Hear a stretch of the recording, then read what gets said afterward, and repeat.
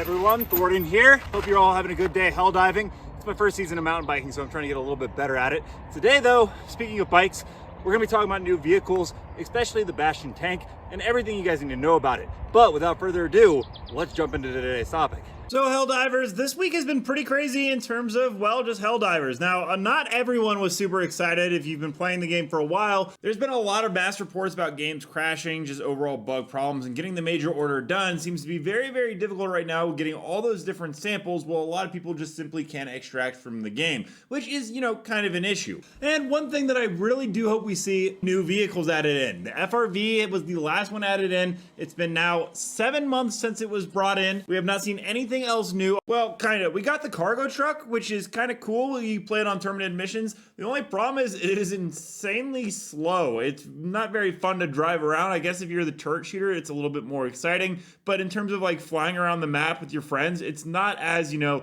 useful, nor is it a stratagem that you can call in like the FRV.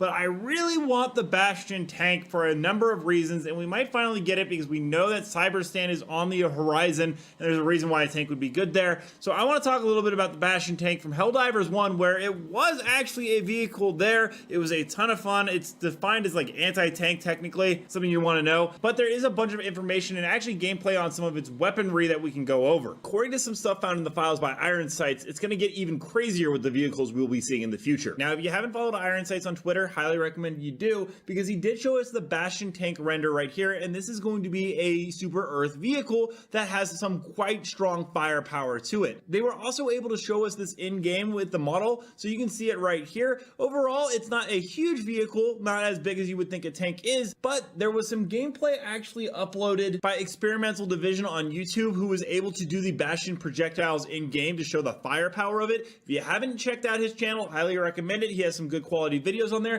but I'll go ahead and play the gameplay right here so you can see just how powerful this tank is when we get it.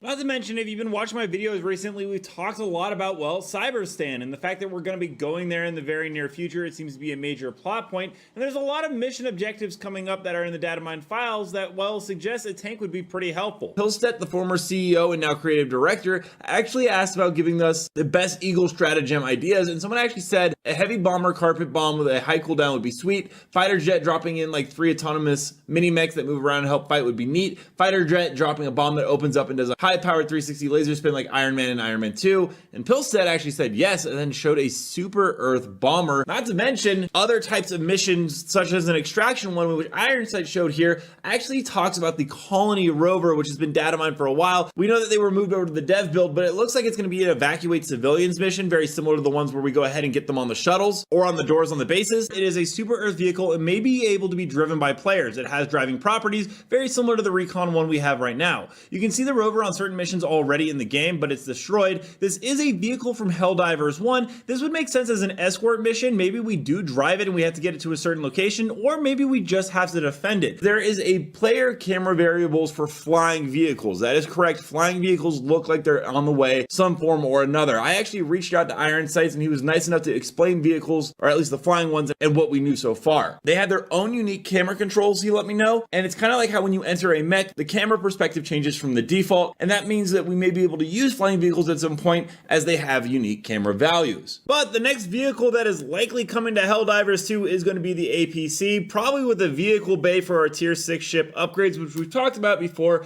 Iron Sights put out the gameplay of the brand new APC that's been remodeled and put back into the game, and it looks like, well, a really fun vehicle that could be a replacement for the FRV with a different type of utility. We'll go ahead and play the gameplay clip here, and don't forget to stop by Iron Sights' YouTube channel where he covers a lot of this as well.